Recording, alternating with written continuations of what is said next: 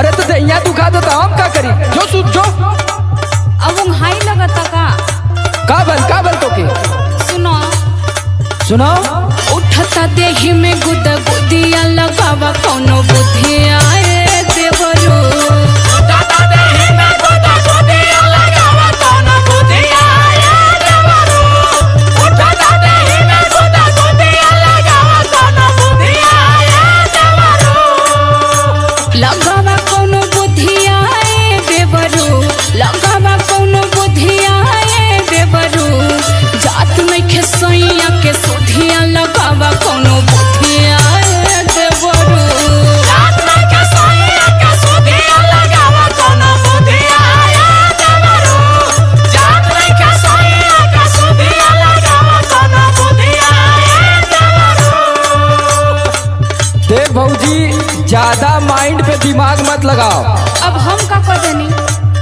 अब ये सब फालतू काम कर भी न हम मच्छरदानी फचरदानी लेके टुबेले पे चल जाए सुत है। अरे जा मत, हमार बतिया सुन ला ना।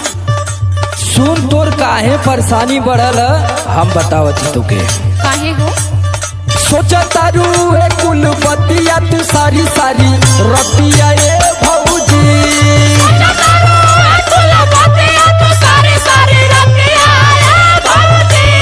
सोचा तारू है कुल बतिया तू सारी सारी रतिया ये भौजी। तू सारी सारी रतिया ये भौजी। तू सारी सारी रतिया ये भौजी। धड़ के यही से तो हर छतिया की सारी सारी रतिया ये भौजी।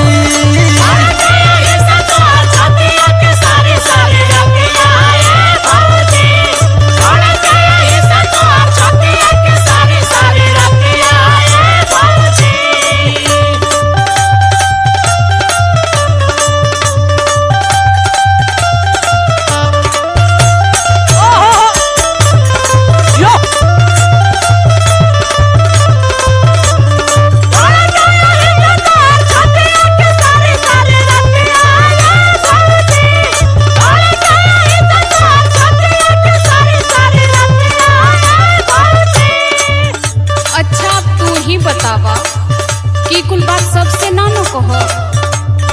अरे तो भौजी मेरे को नॉलेज का जानकारी नहीं है ना। अभी कुल बात तू ही से न कहो, तो तनी तू फीलिंग हमार समझा। बताओ देखी कहाँ ले समझ पावत है। सुनो सुनावा। टूट जाता अचुके में नींदी अच्छी हुक के। सैया बिना रहता करे जवा को हुक के।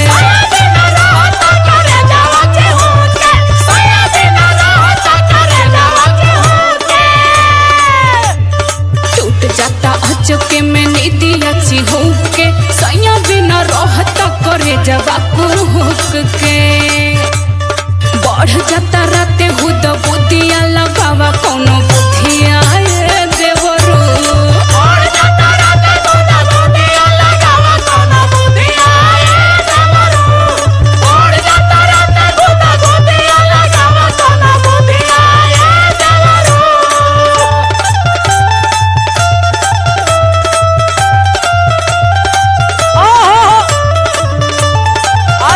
सुभाष भाई बा। अरे बाबा मनोज भैया बा।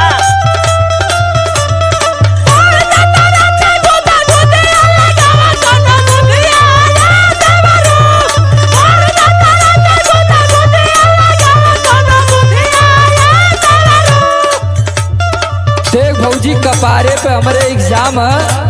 हमार दिमाग है दूसरे ओरी और तय घुमा दे भी दूसरे ओरी। हम चल जाए दूसरे ओरी। तो ऐसे अच्छा है कि कंट्रोल योर सेल्फ। तो अपने पे कंट्रोल कर, हम के तनी इधर रेस्ट करे दे। अले सुन सुनावा। बुझता रू हम के तू रोगावा के डॉक्टर। सॉरी भाभी लूज नहीं करूँगा करेक्टर।